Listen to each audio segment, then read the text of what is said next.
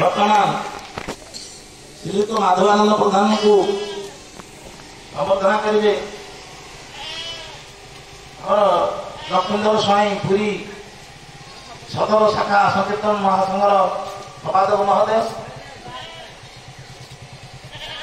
माधवानंद प्रधान को सम्मानित करेंगे।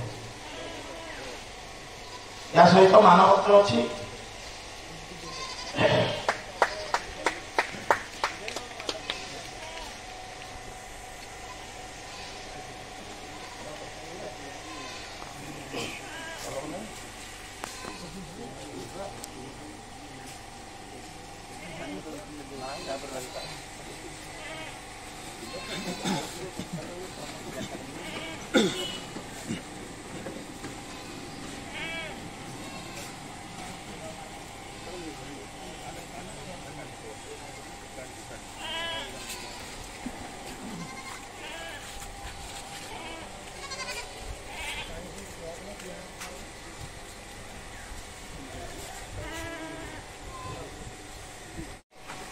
जो मानक आम समर्थना जनाऊँ गुरु मौत्री जन को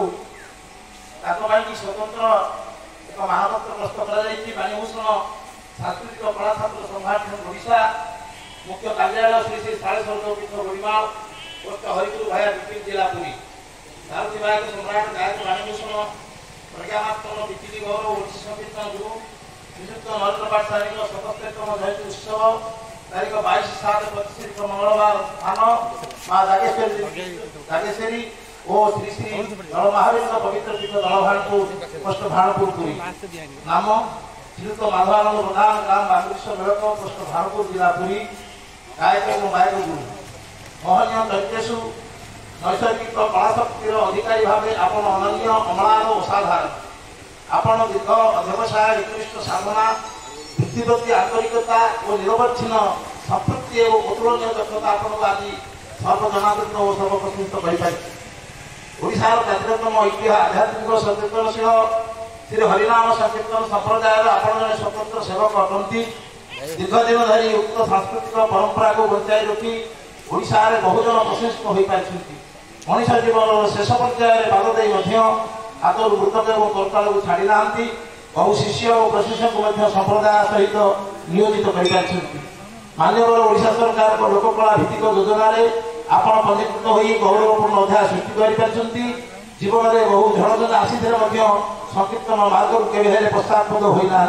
भगवान नाम प्रचार प्रसार पूर्वक कृपयोग हे नमस्य नैतिकता नम्रता साधुता नीति और आदर्शर प्रतिभा प्रचलन पूर्वक जड़े जातमान प्रतिभा आपण जड़े प्रतीक बाणीभूषण सांस्कृतिक कला छात्र संगठन द्वारा पालन कर उत्सव अवसर में आपण को मानपत्र सहित उपढौकन समर्पण पूर्वक गौरव अनुभव करुछु जगतनाथ श्री जगन्नाथ महाप्रभु चरण कमल में आपण सुदीर्घ शतायु कलाकार जीवन कामना करुछु इति आपण गुणमुग्ध बाणीभूषण सांस्कृतिक कला छात्र संगठन सक्रिय सदस्य वृंद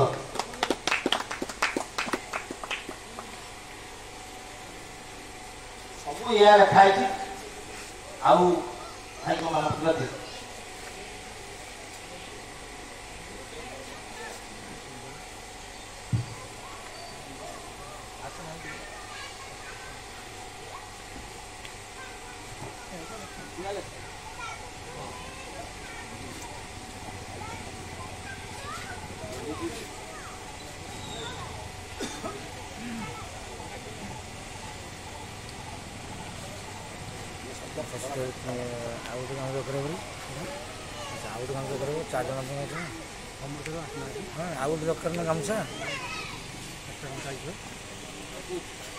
गुरु पूजा तिथि बर्तमान आरंभ कर जन जन ही गुरु प्रणाम करंतु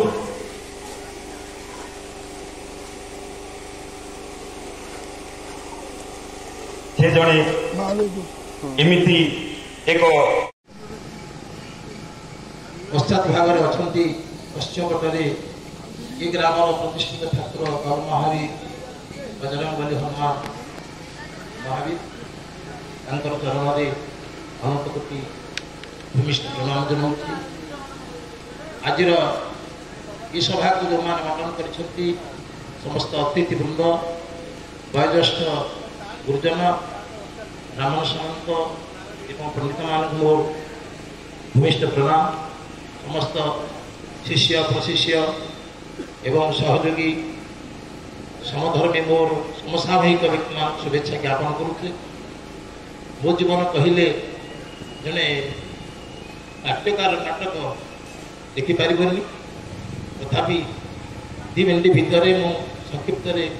मो कथा मुझे मुझे दीपक कही सारा पर हूँ आपसी कथार किसी कथा बाहर करेंगे कहीं कहे निश्चित मुझे अनुध्यान कर कथा रखी 1948 मसीहा जुलाई मास 5 तारिख श्रावण मास त्रयोदशी गाँव भर्ती कर परिवार ग्रहण कर मोर माँ हेले मुक्ता देवी मो बापा छव पाठ पढ़ा इतने बहुत काम कर गुरु वैद्य प्रधान ठारू गुरु अपर्ति प्रधान ठारू मृदंग शिक्षा ग्रहण कर 1968 मसीह से एकाश श्रेणी परीक्षा देली कीर्तन मन सरस्वती पूजा को मृदंग नेबी झांझ नेबी कौन करी कीर्तन मन पास कर पारे फेल हो गली गाँव जन शिक्षक थे गुरु गंगाधर मिश्र और रामचंद्र मिश्र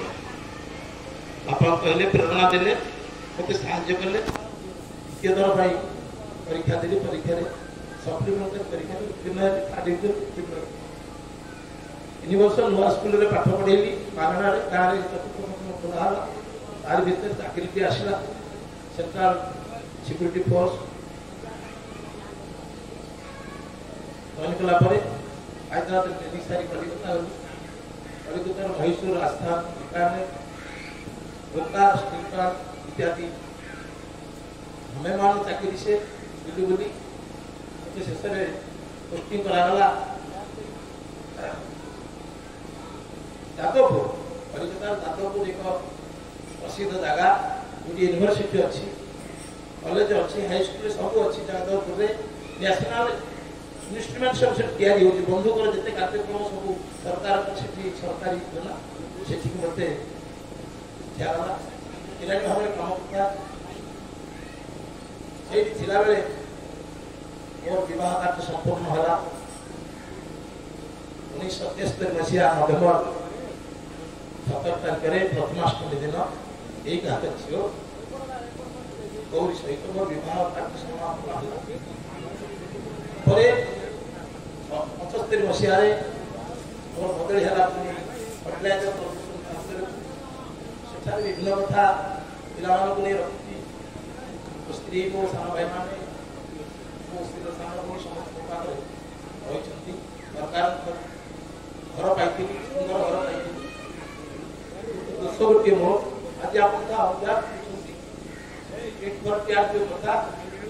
कथा से नहीं सुंदर हाथ उठा ऑफिस को गाड़ी घर का बैरिकेड 6 मास ये सही प्रस्तुत कर सारा ऑफिसर को गाड़ी सारा मत से पनिशमेंट दिया ट्रांसफर कराला बदली न जाई सीधा घर को फेरी आसती घर को गली बापा घर इतिहास रही साध मत सामना छाड़ा आसते आउ गली ता भर बहुत कथा बापा जो जानिले चाकरी छाड़ी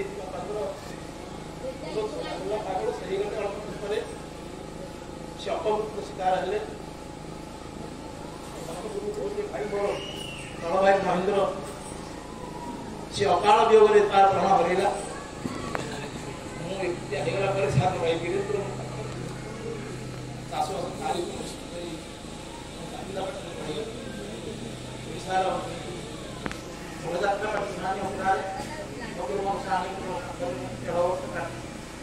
मैनेजमेंट सहित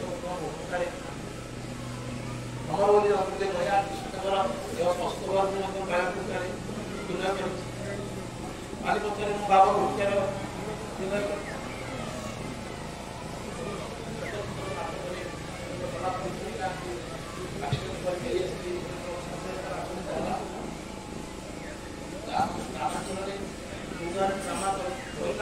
କହିବେ ନାହିଁ କାଶୀଜନ ଅବୁଲ ବସର ସିଦ୍ଧା ହରିପାର୍ଶାଣୀ ଦେବଦାସ ଟିକେ ବଡ଼ ନିଗବା ଯିଏ ଗୋଟେ ଥିଲେ ଆମର କାମ କଲେ ଡ୍ରାମା ଯାଉ ତାର ଭିତରେ ହରିଣ କଳାଗାୟକ ମାନଙ୍କ ସହିତ କହିଛି ସବୁ ଭଲ ଭଲ ଗାୟକ ସହିତ ସମ୍ପର୍କ ସ୍ଥାପନ ହୋଇଛି ସମସ୍ତଙ୍କ ପାଖରେ ସମସ୍ତେ ଭଲ ଭାବନ୍ତି ମୁଁ ଅନୁଭବ କରୁଛି ଲୋକ ଅଫିସରକୁ ବାଡ଼େଇକି ଚାକିରି ଛାଡ଼ିଲି କି ମାନେ କି ଜାଣିନାହିଁ ଜାଣିଲେ ପାଖରେ ନିଜକୁ ସରଳ ବାଟକୁ ଆଣି ଆଜିର ଏହି ସଂଘର ମୁକାବିଲା କରିବାକୁ ପଡ଼ିଲା। ସଂଘ ଗଠନ କରାଗଲା। ସଂଘ ବାବଦରେ ଆପଣ ସମସ୍ତେ ଯେତିକି ବସିଛନ୍ତି ସମସ୍ତେ ଜାଣିଛନ୍ତି ଯେମିତି ଏ ହେଉଛି ମୋର ଜୀବନର ପରିଚର୍ୟା। ଏଇଭଳି ଜୀବନ ଭିତରେ ମୁଁ କିଛି ଆଜି ଯୁଗ ପାଇଁକି ଆମ ଏ ସଂସ୍ଥା ପାଇଁକି ମୁଁ ବହୁତ ଆଗକୁ ଯାଇଛି। ଆଜିର ସମାଜରେ ଯେଉଁ ପାରିପାର୍ଶ୍ୱିକ ପରିସ୍ଥିତି ସାଂସାରିକ ଚଳଣି ବହୁତ ଆଜି ଆପଣମାନେ ଗଲେ ମୁଁ ବସାଇବା ପାଇଁକି ଘର ଖଣ୍ଡେ ମୋର ନାହିଁ। ଆପଣଙ୍କୁ ପାଣି ଗ୍ଲାସ୍ ଦେଲାବେଳେ ସମ୍ପୂର୍ଣ୍ଣ ମଧ୍ୟ ଈଶ୍ୱର ଦେଇନାହାନ୍ତି। ଏଇଭଳି ଜୀବନ ଭିତରେ ଆଜି ମୁଁ 77 ବର୍ଷରେ ଅର୍ପଣ କଲି ଆପଣମାନଙ୍କର ଆଶୀର୍ବାଦ ଏବଂ ଭଗବାନଙ୍କ ନିକଟରେ ମୋ ପାଇଁ ଯେଉଁ ଆପଣମାନେ ଉଦ୍ୟମ ଜାରି ରଖିଛନ୍ତି ଆସି ସମୟକୁ ଖାତିର ନ କରି ପରିବେଶକୁ ଖାତିର ନ କରି ବର୍ଷା ପରିସ୍ଥିତି ଖାତିର ନ କରି ଆପଣମାନେ ସମସ୍ତେ ଅନୁପସ୍ଥିତ ହୋଇଛନ୍ତି। ଆପଣମାନଙ୍କ ନିକଟରେ ମୁଁ ଚିର କୃତଜ୍ଞତା ଜ୍ଞାପନ କରୁଛି। ଆଉ କେବଳ ମୁଁ କହୁଛି ମୋ ପିଲାମାନେ କିଛି ଶିଖନ୍ତୁ। ମୋର ଗୋଟିଏ ଲକ୍ଷ୍ୟ ଆଗକୁ ଯିବା। ଜଣେ ଗାୟକ ଖାଲି ମୃତ କାନ୍ଧରେ ପକେଇଦେଲେ ଗାୟକ ହେବନି। କିଛି ଶାସ୍ତ୍ର ଅଛି, କିଛି ପାଠ ଅଛି, କିଛି କାମ କରିବାର ଅଛି। ଗାୟକ ଖାଲି ଧାନ ଧରି ଗୀତ ବୋଳିଦେଲେ ହେବନି। ଶାସ୍ତ୍ର ପୁରାଣ ସହିତ ସମ୍ପର୍କ ରଖିବା, କିଛି ଶିଖିବା, ସଭା ସମିତିରେ ବସିବା, କଥା କହିବା, ସଭା କରିବା, ସଭାପତି ମୋତେ ଏକ ମୋ ଖୁସି। ବିଶେଷ କରି ମୋ ଗୁରୁ ପୂଜ୍ୟ ନରୋତ୍ତମ ମହାପାତ୍ରଙ୍କର 16 ଦିନର ସେବା ମୁଁ ପାଇଥିଲି। ସେହି 16 ଦିନର ସେବା ମୋତେ ଆଜି ଆଗକୁ ନେଇଛି। ଆଉ ଜଣେ ଗୁରୁ ଉଦୟନାଥ ବିଷ୍ଣୁ ମହୋଦୟ ମଧ୍ୟ ମୋତେ ଭଲ ପାଆନ୍ତି। ତାଙ୍କର ଫଟୋ ମୋ ପାଖରେ ନଥିଲା କି ନାହିଁ, ଅନ୍ୱେଷଣ କଲେ ପାଉନି ବୋଲି ମୁଁ ମଧ୍ୟ ତାଙ୍କର ପୂଜା କରୁଛି। ଆଉ ମୋ ମା ରାକେଶ୍ୱରୀ ପୁରୀ ବସିଛି। ଯେପର୍ଯ୍ୟନ୍ତ ତା ଆଶୀର୍ବାଦ ଅଛି ସେଦିନ ପର୍ଯ୍ୟନ୍ତ ମୁଁ ନିଶ୍ଚିତ ଭାବରେ ଆପଣମାନଙ୍କୁ ଏତିକି ମୋ ଜୀବନର ପରିଚର୍ୟା। ଆଉ କହିଲେ ତ ଅଧିକ ସମାପନ କରୁଛି। ଧନ୍ୟବାଦ।